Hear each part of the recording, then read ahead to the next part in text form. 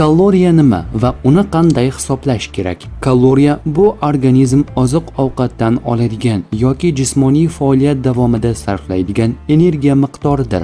Oziq-ovqat yorliqlarida odatda kaloriya deyilganida aslida kilokaloriya nazarda tutiladi. Masalan, bir dona olma taxminan 95 kilokaloriya, 100 gram qaynatilgan guruchda taxminan 130 kilokaloriya mavjud. 100 gram tovuq go'shtida esa taxminan 165 kilokaloriya. Kaloriyani qanday hisoblash kerak? Oziq moddalarning energiya qiymati quyidagichadir.